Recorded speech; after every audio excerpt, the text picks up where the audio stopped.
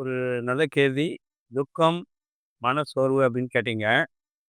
துக்கம்ன்றது நமக்கு ரொம்ப வேண்டியவங்க நம்மள விட்டு பிரியும்போது, அல்லது இறந்து போகும்போது ஒரு பெரிய ஒரு துக்கம் நமக்கு வரும். அந்த துக்கத்திலருந்து நம்ம மீண்டு வர முடியாது. அந்த அளவுக்கு நமக்கு பெரிய துக்கமா இருக்கும். இந்த மாரி துக்கத்திலருந்து நம்ம வெளிய வந்தா தான் நம்ம சாதாரணமா வாழ முடியும். அதுக்கு இந்த மலர் மருந்துகள் கண்டிப்பாக உதவி செய்யும். அக்ரிமோனி அப்படின்ற ஒரு மருந்து மலர் மருந்து குடுக்கும்போது, அவங்க அதுல அந்த துக்கத்திலருந்து வெளிய வருவாங்க. வந்து நார்மலான ஒரு வாழ்க்கைய லீட் பண்ணுவாங்க.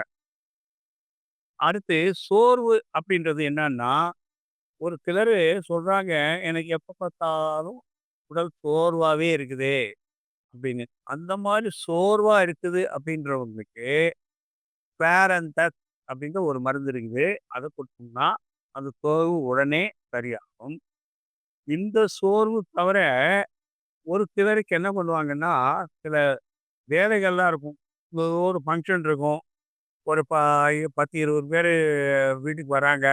அதுக்குரிய வேலையெல்லாம் பார்க்கும்போது, இவங்களுக்கு பெரிய ஒரு சோர்வு வரும். ஐயோ! நம்ம இந்த வேலையெல்லாம் எப்படி செய்ய போறோமோ? அப்படின்ற ஒரு அந்த டெம்பரரியா அவங்க எல்லாம் திறமையானவங்க தான். இருந்தாலும் அப்படிப்பட்ட ஒரு சோர்வு திடீர்னு ஒரு வரும்போது, அப்படிப்பட்ட நேரத்தில அவங்களுக்கு ஆல்பீன் அப்படின்ற ஒரு மருந்து சாப்பிட்டோம்னா, உடனே வந்துட்டு அந்த வேலைய செய்வாங்க. அதாவது வேலை செய்ய முடியாத அளவுக்கு சோர்வா இருக்கிறவங்க உடனே அதெல்லாம் போட்டு வேலை செய்ய ஆரம்பிச்சு கடகடன்னு நல்லா முடிச்சுருவாங்க. அவங்க அதே மாரி காலையில எந்திரிக்கும் போதும் ரொம்ப சோர்வா இருக்கு. அலாரம் வச்சுருவாங்க. இந்த டைம்க்கு எந்திரிக்கணும்னு பார்ப்பாங்க. ஆனா எந்திரிக்க முடியாது. அவங்களுக்கு மனசு வராது. அப்படி இருக்கும்போது இந்த ஆன்மீட் சாப்பிட்டாங்கனாலும், உடனே வந்துட்டு அவங்க கரெக்ட்டா அலாரம் அடிக்கும்போதே டக்குனு எந்திரிச்சு எல்லா வேலையும் சுறுசுறுப்பா பார்க்கும். இந்த மாரி மலர் மருந்து வந்துட்டு சோர்வுக்கும் நல்ல உதவி.